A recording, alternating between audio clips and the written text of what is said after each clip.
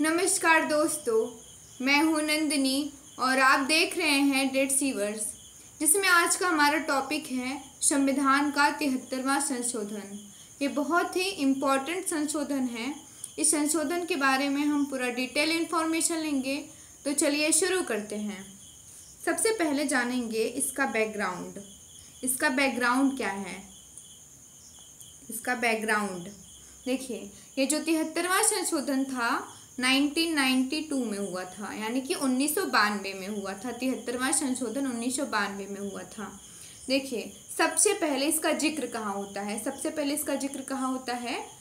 अनुच्छेद 40 में। कहाँ होता है? अनुच्छेद 40 में। 73वां संशोधन का सबसे पहले जिक्र अनुच्छेद 40 में होता है, यानी कि DPSP में, directive principle of state policy में ग्राम पंचायत का जिक्र होता है। ग्राम पंचायत, ये जो 73वां संशोधन है ये ग्राम पंचायत से, इसका मतलब मेन मुद्दा है ग्राम पंचायत। ये ग्राम पंचायत से संबंधित ही है 73वां संशोधन। तो ग्राम पंचायत का जिक्र सबसे पहले अनुच्छेद 40 में होता है। DPSP अनुच्छेद 40 में होता है। तो फिर इसके बाद कहाँ पर? बलवंत राय मेहता समिति 1957 में। बलवंत राय मेहता समिति 1957 में, यानी कि त्रिस्तरीय पंचायत का सुझाव। त्रिस्तरीय पंचायत का सुझाव, ये त्रिस्तरीय पंचायत के सुझाव पर हम एक अलग से वीडियो बनाए हैं, आप लोग देख लीजिएगा। तो यहाँ पर ये सुझाव देता है कि त्रिस्तरीय पंचायत का सुझाव होगा, मतलब 3 स्तरीय: ग्राम पंचायत, पंचायत समिति और जिला परिषद होगा। ग्राम पंचायत, पंचायत समिति और जिला परिषद। ये किस समिति के द्वारा लाया गया था? बलवंत राय मेहता समिति 1957 में।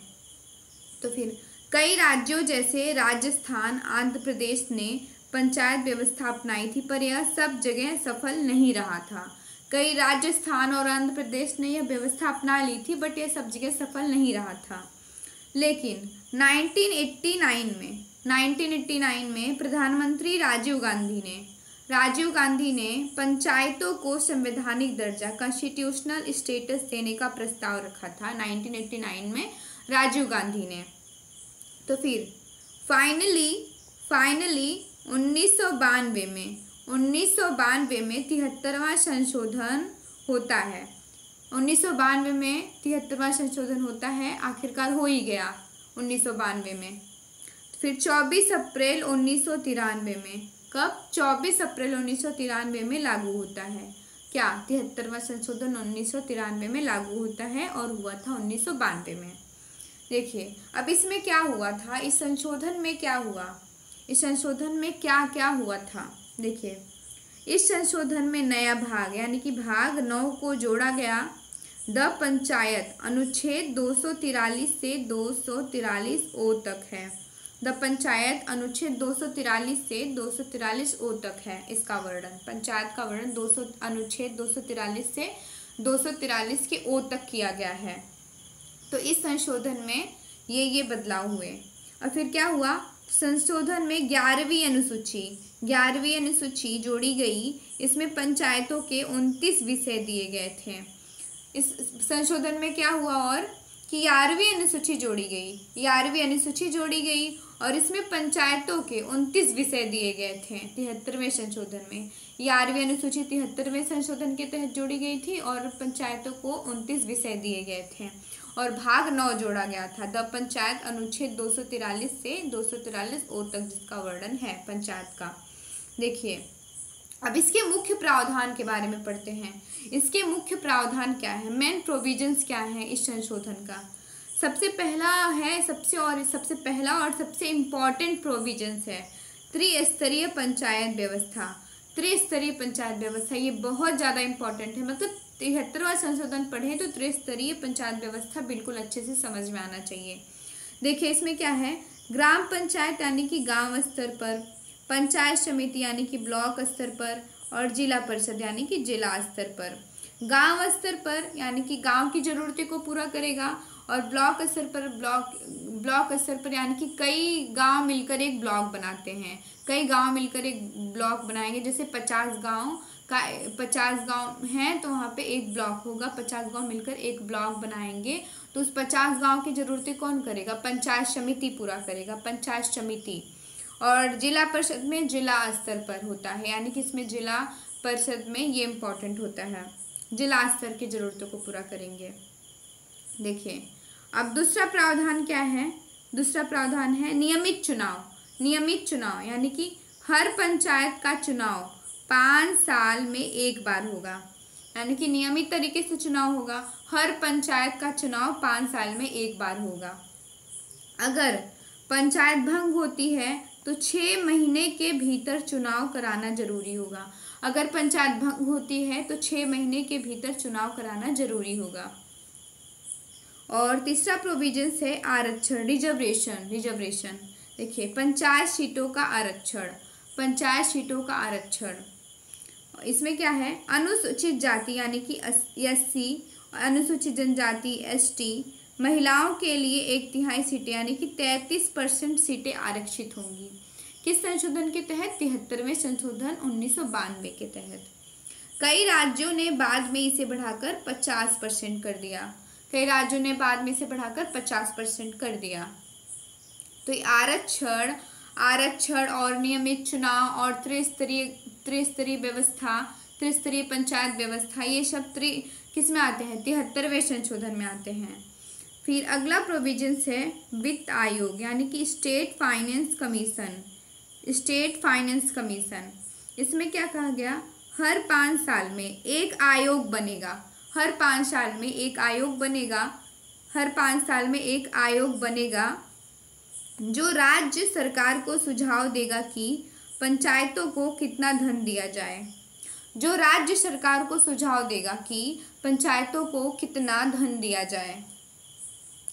अगला प्रोविजन है राज्य निर्वाचन आयोग, स्टेट इलेक्शन कमीशन।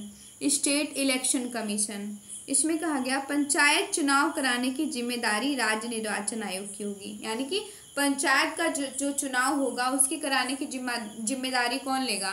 निर्वाचन आयोग की होगी, निर्वाचन आयोग की होगी।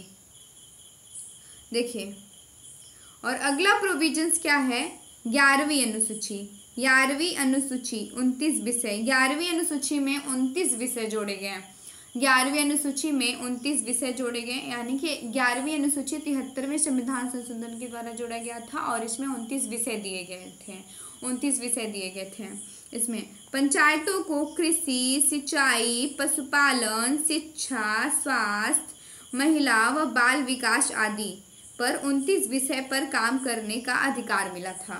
29 विषय पर काम करने का अधिकार मिला था, यानी कि 11वीं अनुसूची, यहाँ पे मोस्ट इंपॉर्टेंट क्वेश्चन बनता है, 11वीं अनुसूची किस संशोधन के तहत जोड़ा गया था? तो 73वें संशोधन 1992 के तहत, जिसमें पंचायत से रिलेटेड 29 विषय दिए गए थे।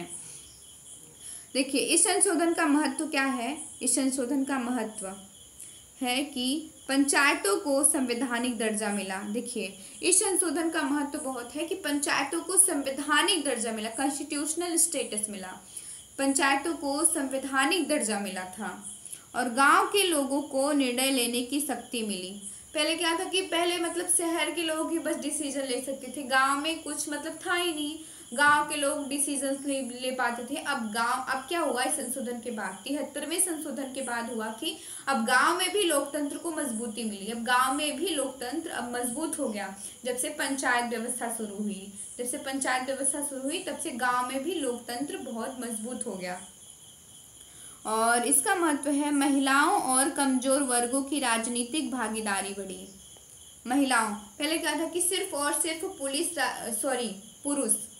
पुरुष ही राजनीतिक में भाग ले सकते थे, राजनीति में भाग ले सकते थे, महिलाएं नहीं ले सकती थी।